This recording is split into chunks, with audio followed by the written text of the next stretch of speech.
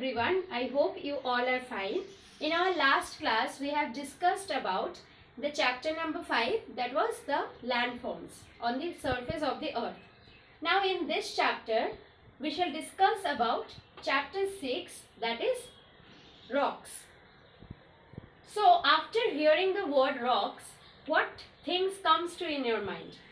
Definitely it's a hard material, okay, which is solid in nature. Very good. It is generally rocks. But in your exam, you have to write the definition. Now, in definition, you can define rock as the aggregate of minerals that forms a solid structure on the surface of the earth. So, what is that? The aggregate of minerals that form a unit of solid structure on the surface of the earth. Now, look at this. What is that? Yes, this is rock. Now, each and every substance on the surface of the earth has made up of some things. We call it elements. Suppose example, this is one marker. It is made up of plastic. So, what is the material over here? That is plastic. Like this, if you see this rock, you will find that so many tiny particles are there, and it is a hard surface and rough surface also. So the tiny particles are known as minerals. In proper definition, what is mineral? The inorganic substances that present in the body of rock. The inorganic substances that present in the body of rock, that is the minerals. And minerals are the basic things that produce or that can form the rocks. On our earth's surface, there are more than 2000 minerals present. Out of this, iron, silicon, feldspar, another one is quartz. These are the important one. Okay, because so many rocks, they are made up of these minerals. So I hope the definition of rocks and the elements of rocks are a little bit clear. So everywhere you can find these rocks, but you will find one important thing, that the rocks, they are different in their color, in their structure, in their permeability, in their degree of resistance of denudation and texture. Now here, apart from structure and color, all the words are new to you all. So what do you mean by permeability? Permeability means if in this rock the gaps will be there, then it is called permeability. Okay. Now what is texture? Texture means, now here, see, it is a plain white board. Here I am touching the board. I am feeling that, okay, it is very smooth and very plain. But when I am touching this surface of the rock, I am just finding that it is very hard, very hard. Okay, very hard and very rough in structure. That is the texture. Because the particles that is present over here, it is very smooth. That's why the entire thing is very smooth. But here the materials, that is not so smooth. Okay, that's why when I am touching the body of a rock, I am finding that it is very rough. So that is the texture. So there are various types of rocks, but there is a variation also in structure, in color. Like some rocks, see, it is the color, it is yellowish. But somewhere you can find the rocks which is grey in color. Some rocks are there which is black in color, brownish black. So there are several types of rocks present on the surface of the earth. So this is the general introduction of the rocks. Now the most important thing over here, that is types. If you divide the rocks, then you will get 3 types of rocks, and 3 types of rocks are there in your syllabus. First is igneous. Second, sedimentary. And last is metamorphic. So these are the basic 3 types of rocks you can find on the surface of the earth. Done? So one by one now we shall discuss about the types of rocks. So what is the first one? The first one is known as igneous rock. Right. So here I am writing igneous rock. So igneous, this word has come up or has derived from a Latin word that is ignis. I-G-N-I-S. I am writing again ignis. Now it is a Latin word. What is the meaning of this? That is fire. Okay, now this fire is related to volcanic activity. So fire means the igneous rock is related to volcanic activity. So clear? So from where igneous rock has found? The word ignis, that means fire. Fire means the volcanic activity. Now we will learn the formation of igneous rock. How it forms. So in this topic you have to learn about two different terms. One is magma, another one is lava. Okay, suppose there is a surface. Okay, so beneath, this is the surface of the earth. Okay, and beneath the surface, below the surface of the earth, the hot and molten substance present, that is known as magma. That is hot and molten. It is in semi-liquid or liquid form. So that is known as magma. When due to the less of pressure, when this magma will come out means when it is it is coming out on the surface of the earth, it is known as lava. That when it will be beneath the surface, that is magma. When it will come up through the cracks, that is on the surface of the earth, because we know on the surface of the earth you can find so many cracks. So through the cracks, when this magma, suppose this is magma, when it will come up, then it will be known as lava, like this. After coming up, the lava will be sprayed. Okay, like this. Here, this one is coming, magma, that means it is lava. Now it is spreading like this. When it will spread, due to less pressure and temperature, because we know in the core of the interior of the earth, the pressure and temperature is more. But when the magma, that will turn into lava, it will come out, the pressure and temperature will be less. Temperature and pressure will be less. And though the temperature and pressure both are less, that means what will happen? This liquid lava will turn into solid form. Because when you will just take out the temperature from a liquid thing, then what will happen? Then the liquid will turn into solid. Like water. When you are putting the water inside the fridge, then what will happen? Due to the less of temperature, that water will turn into solid and it will form the ice cubes. Like this also, due to less pressure and less temperature, the lava that was liquid, it will be turned into solid. And by this, it will form the igneous rock. So again, I am discussing how the igneous rock form. Suppose this is the land or earth surface and this is below the earth surface. Here the molten magma is present. When through the cracks, this is cracks that is present on the surface. When through the cracks this magma will come up, they will be known as lava. After coming up, because lava is liquid in nature, it will spread. When it will spread, see, that means it is now outside, and due to the less of temperature and pressure, this lava will turn from liquid to solid. Okay, and this process is known as solidification. And like this, the lava will form hard structure that is known as igneous rock. So I hope you all have understood what is igneous rock and how does it form generally. Done. Now next topic is the classification. If you divide the igneous rock according to the formation or on the basis of its formation, we will find that intrusive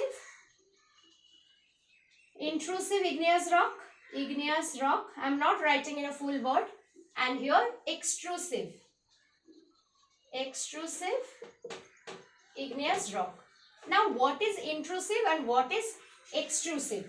So intrusive means what? When the igneous rock will form below the surface of the earth. So magma will be solidified. Why it is magma? Because it is under the ground or below the surface of the earth. It is not coming up. When the magma will come up and it will spread over the surface of the earth, then only we will call it lava. Now it is beneath the earth's surface. That means it is magma. So when the igneous rock will be formed from the solidification of magma below the earth's surface. So this magma will not come out. Okay, magma will not come out. Below the surface, it will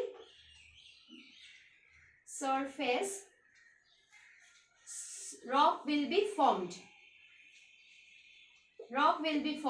Then it is known as intrusive. Intrusive means in the interior of the earth. Okay. Now what is the example of intrusive rock? Here granite. Done. Now next is extrusive.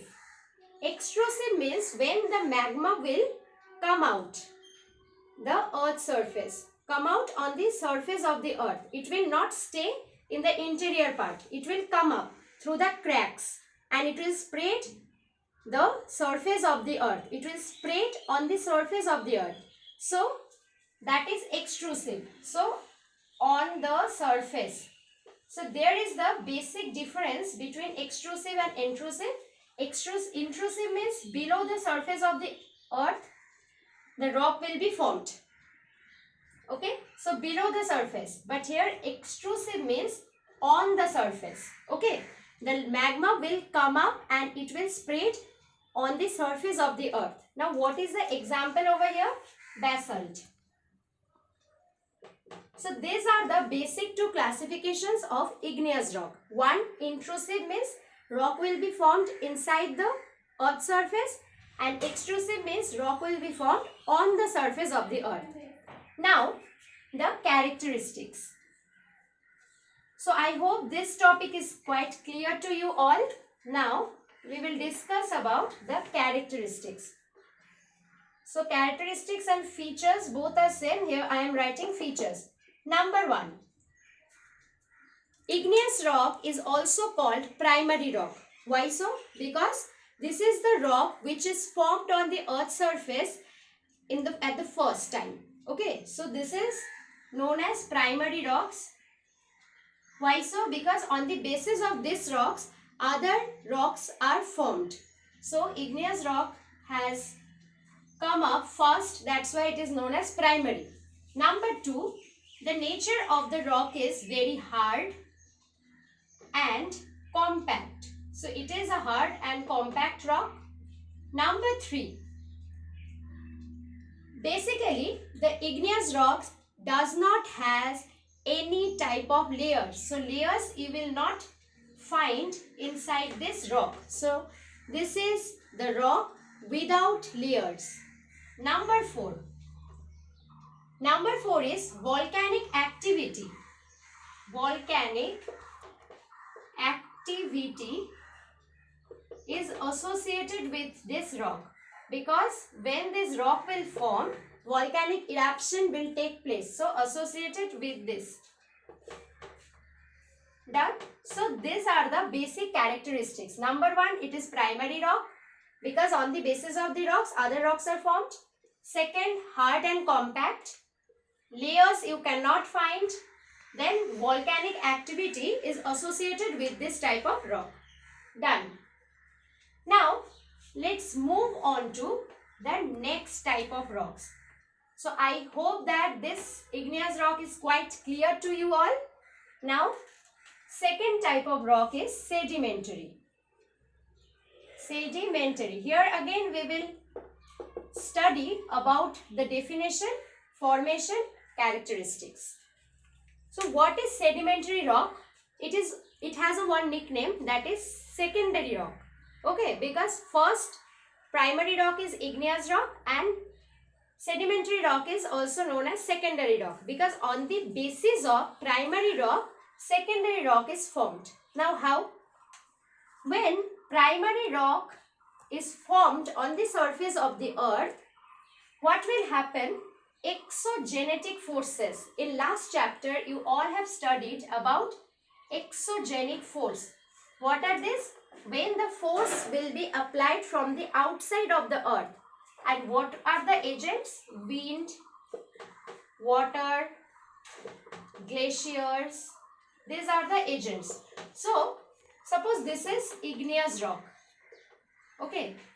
So, on the igneous rock, when the exogenic force will start working, then what will happen? This rock will be disintegrated. That means the rock will change its structure. I have told you in your class that when we are giving pressure to a certain thing, to a certain object, then that object will change its shape as well as the structure. How? Just I am giving you one example. So this is one hanky, right? Now I am not giving any force. See, it is okay in shape, right? It is like this. Now I am applying some force. After application of force, what is going on? See the structure, it has changed. Like this, when on the igneous rock, exogenic, that means the forces that is acting on the outside of the surface like wind, water, glacier will start working on it. Automatically, the shape of this rock will be changed. Maybe it will be looking like this. Okay. Then it will be known as secondary or sedimentary rock. Sedimentary rock. So, on igneous rock, when weathering and denudation processes will start working on it, and after that, when it will change the structure and shape of the rock, it will be known as sedimentary rock. This is the main formation. Okay. Now, we will learn about the characteristics of this rock. So, again here I am writing the features. Unlike the igneous rock, it is very soft in nature. So, igneous rock means it was very hard, and sedimentary means it is soft. Number 2, in such type of rock, you can find the layers. So, layers are present in this rock. Okay, how? Suppose one rock, okay, like suppose igneous rock is disintegrated into so many pieces. First it has created like this. Again, second time another one layer will be formed. Again another one layer will be formed. Like this, sedimentary rocks formed layer by layer or by creating the layers. Number 3, sedimentary rock is also known as what? Secondary rocks. Secondary rocks. Done? And then number 4, which is very much important, sedimentary rock is also formed by the deposition, right? When the parts of the rocks will be deposited, then this rock will be formed. So, when the rocks or the parts of the rocks will be deposited, what is going on? Some pieces of plants and animals, they also compress inside the rock. Okay, so fossil fuel